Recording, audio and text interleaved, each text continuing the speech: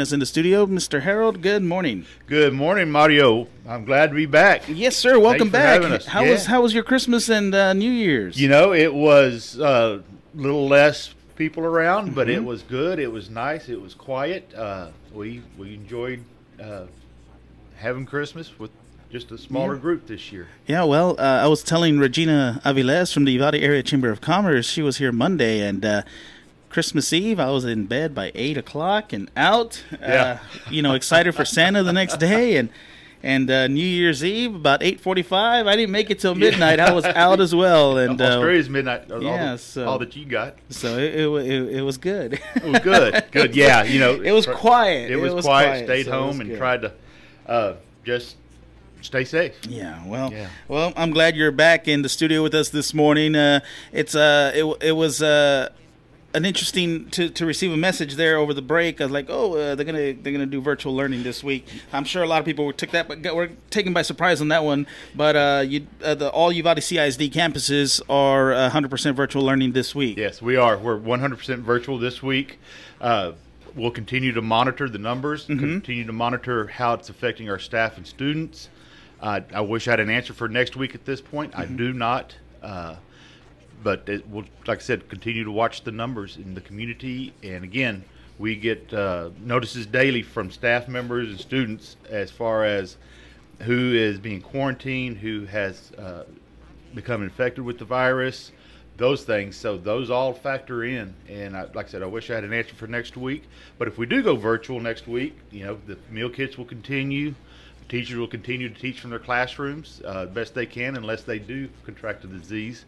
But we'll just do our very best. I talked to TEA yesterday, let them know what we're doing, and they said, keep doing what is best for your community. And that's kind of what we're looking at, is what is best for our community, our kids, our teachers.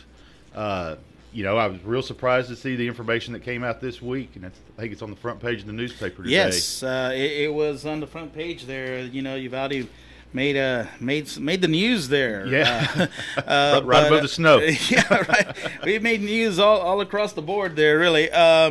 So yeah, as I'm looking at the Uvalde Health Authority page of the website here, we kind of remain at the same there, where it's still at 200 and. Well, no, this has changed. Okay, it just updated. Yes, at 7:34. Well, this is good news. Okay, better news. So I had already written out my report earlier, and we were still up in about 200, but now we are down, which is good. So we went from 226 cases to 195 cases. So there is a drop there. So that's some good news. That's good news. It's the trend we want to see. Yes, continue to go down. So yes, because we were nearing 300, I believe it was. Yeah, we were over the break. And that 2 week average, not the 2 week average, but the last positive in the 2 weeks is another number we look at, the new positives. Okay. And we're just under. We were 500 yesterday, and we're under that now. So that's good to see as well. Okay, well, good. All right. Well, real quick, we'll continue more about COVID, but talk to me about the scholarship that you offer. So, one thing I wanted to bring up today was, we went through Christmas, New Year break, so seniors, this becomes a very busy time for you and your family as we move into the spring semester. It's going to go by fast. It is, and I've received several notices. Students must be receiving their acceptance letters from their universities and colleges that they've applied to.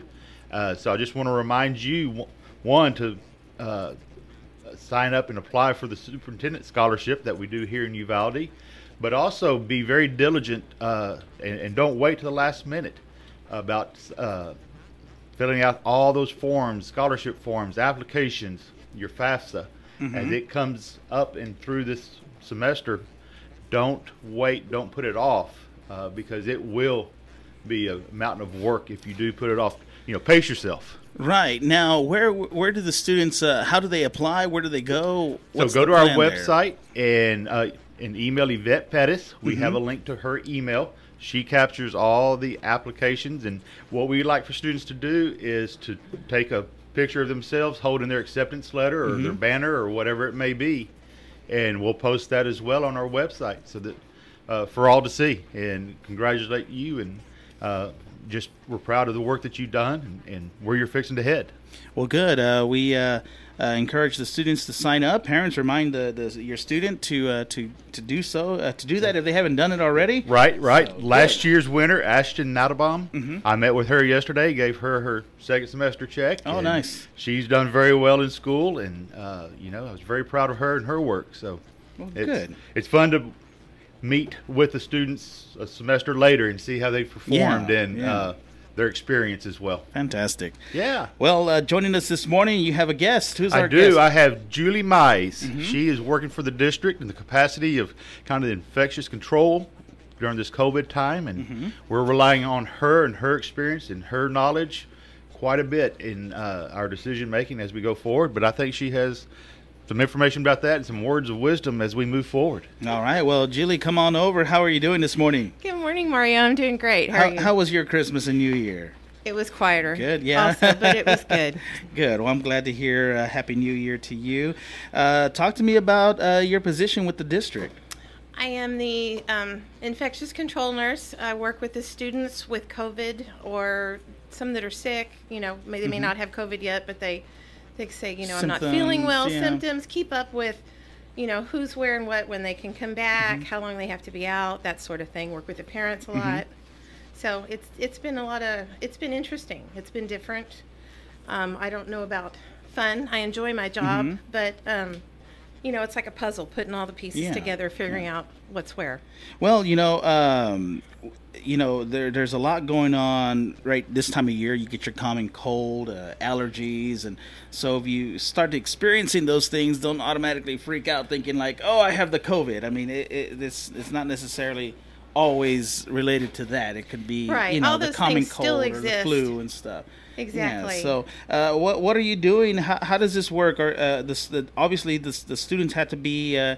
They go through a screening daily, and there's an app for that, correct? There is. The school has an app. The parents need to fill out every morning on their students, how they're feeling, what's going on.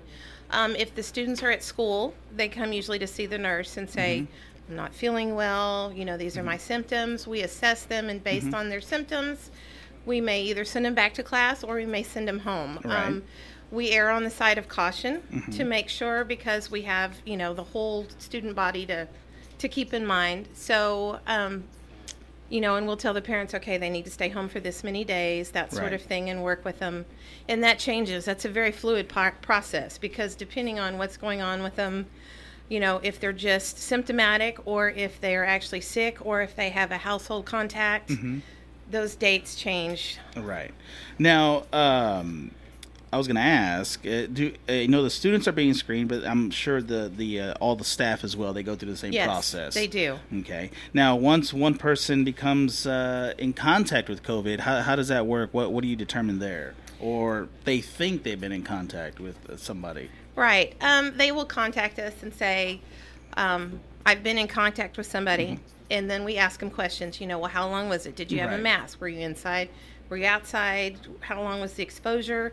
And then based on that, if we feel like it was a close contact, we will tell them, okay, you have to stay home for X number of days. And again, that changes depending on whether it was just a casual one-time close contact or whether it's a household person that they live with.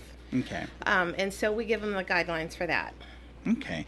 Well, the good thing too is if a staff member becomes in a situation where they have to quarantine, they could still teach through technology. That we have. That we're able to do that's that. some good news there. Even though, say, they just quarantine for safety reasons, right? They could still I guess teach from home. Is that an option, Dr. Harold? Is the campus doing that?